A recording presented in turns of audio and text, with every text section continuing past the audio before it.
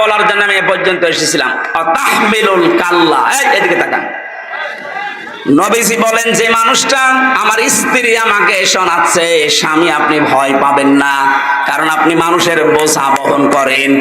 কিসের বোঝা?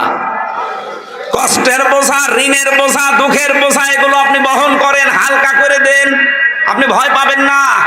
এই খাদিজাতুল কুবরার কথা যারা বোঝা যায়, যারা মানুষের বোঝা হালকা করে দেয়, মানুষের বোঝা যারা বহন করে, তাদের আল্লাহ পাক দুনিয়ার ভয় তুলে দেয়। অথচ আপনি কি করলেন?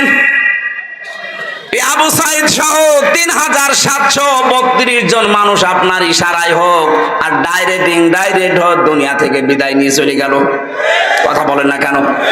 ২৭৮০ জন মানুষ এখনো হাসপাতালে কাতরাচ্ছে, কারো হাত নেই, পা নেই, চোখ নেই, অন্ডকোষ উড়ে গেছে। আমার কুষ্টিয়ায় দেখলাম। এই মানুষগুলো তার পরিবারের জন্য, সমাজের জন্য, দেশের জন্য বোঝা না? বলেন বলেন। আপনি তো পালিয়েই গেলেন, এই বোঝা দিয়ে গেলেন কেন? আপনার দলের লোক এত টাকা পয়সা মারিং কাটিং করে বাইরের দেশে পাঠিয়েছে, ঋণ বিশাল বোঝা দিয়ে গেলেন, এই দেশে ঋণের বোঝা। এখন এই দেশে কেউ জন্ম নিলে তার মাথায় ১ লাখ টাকা ঋণ। কিসের উম্মত দাবি করবেন আপনি? নবীজি বলেন আমি আমার উম্মতদের বোঝা হালকা করি, আর এমন উম্মত বোঝা আরো আমাদের ভারী করে দিয়ে গেল। কথা বলে না কেন? সুতরাং যারা মানুষের বোঝা বহন করা দূরের কথা, বোঝা হালকা দূরের কথা, আরো বোঝা বাড়িয়ে দেয়, কষ্টের বোঝা, দুঃখের বোঝা, ঋণের বোঝা, সে নবীর উম্মত হওয়ার দাবি করতে পারে না। ১৫.৫ বছরে বহু পরিবারে বিভিন্ন কষ্টের, দুঃখের, হতাশার বোঝা আপনারা দিয়েছেন।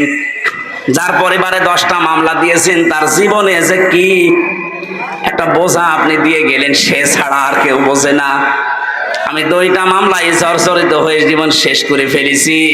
8টা 10টা 15 20টা 100 150 200 500 33টা মামলা আমি পেয়েছি জেলখানায়। এক একজনের কি বোঝা দিয়ে গেলেন, কষ্টের, দুঃখের, হতাশার। আপনাকে আল্লাহ ঠিক এইভাবে বোঝা দেবে, অপেক্ষা করেন। আমি খাদিজাতুল কুবরার কথা তুলেছিলাম এই কারণে, যারা আজ মানুষের উপরে কষ্টের বোঝা, ঋণের বোঝা, দুঃখের বোঝা, হতাশার বোঝা দিয়ে গেল, তারা আবার দাবি করে মানবতার কথা বলে। এদের মুখে মানবতার কথা মানায়? আরো জোরে বলেন, মানায়? এদের আমার বাঁচানোর সিস্টেম এইটা। যারা তাদের সিদ্ধান্তে, তাদের বিশ্বাসে, তাদের চিন্তা চেতনায় আল্লাহ বাদ দিয়ে অন্য কাউকে ধারণ করেন, আপনার জীবন কিন্তু পবিত্র হয়নি। আপনি মারা গেলে মুশরিক হয়ে মরবেন, আর মুশরিকদের জন্য অবধারিত জাহান্নাম। আপনাকে আমি বাঁচাতে চাই, আজকে থেকে বিশ্বাস পাল্টান। আপনি বলবেন ক্ষমতার উৎস জনগণ। কে? আল্লাহ। এই ছোট্ট বাক্যটা পুরো জীবনটাই পাল্টিয়ে দেবে আপনার। যারা বলবে ক্ষমতার উৎস জনগণ, আমার বাবা হলে ওর মুখে লাথি দিয়ে চলে আসবেন, কারণ বাবা জাহান্নামে গেলে আমি যেতে পারি না। এই কথা বলে না কেন? আপনাকে যাওয়া লাগবে জান্নাতে। কোথায়? বলেন বলেন। এই আয়াতটা তার প্রমাণ। আল্লাযীনা তাতাওয়াফাহুমুল মালায়েকা। মরণের বিছানায় আজ হোক কাল হোক আপনি আছাড় খেয়ে পড়বেন না? পড়বেন না? যখনই আছাড় খেয়ে পড়বেন, তাজ্জিবিনা, ফেরেশতারা যখন দেখবে যে না, এর চিন্তা চেতনা, পোশাক আশাক, ব্যবসা বাণিজ্য, কর্মজীবন পবিত্র আছে, ইয়াকুলুনা সালামুন আলাইকুম, ফেরেশতারা বলবে আল্লাহর বান্দা শান্তি তোমার উপরে, প্রবেশ করো। উদখুলুল জান্নাহ, ওই যে জান্নাত দেখা যাচ্ছে, প্রবেশ করো। বিমা কুনতুম তা'মালুন, এই ধরনের কাজই দুনিয়ায় তোমরা করেছিলে। জোরে বলেন সুবহানাল্লাহ। আল্লাহ এই আয়াতটা যেন আমাদের জীবনে একেবারে সেট করে দেন, বলেন আমিন। কোরআনে কারীম থেকে 6666টি আয়াতের ভেতরে একটা আয়াত পড়েছি, সূরা নূর 30 নম্বর আয়াত। এটা পারিবারিক জীবন দিয়ে সাজানো। সেদিন আমার একটা গল্প মনে পড়ছিল। একটা লোক লিখেছে মেসেজে, আমার বউ সুন্দরী। এদিকে তাকান, এর সাথে রিলেটেড, এই জন্য শিক্ষার জন্য বলছি। আমার বউ অনেক সুন্দরী। প্রথম তার আমার ভালোই লেগেছে।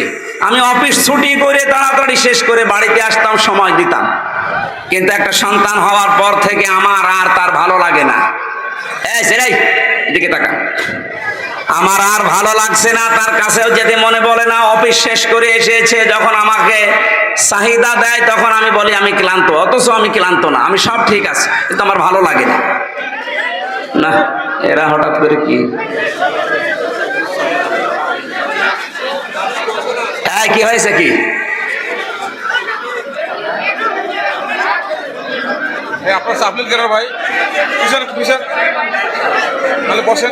না, এরা তো জায়গা মতো এটা ডিস্টার্ব করে গেল। হ্যাঁ, সমস্যা নাই, বসেন বসেন না, বসেন ওই জায়গায় বসেন, একটু সময় দিন, বসেন বসেন।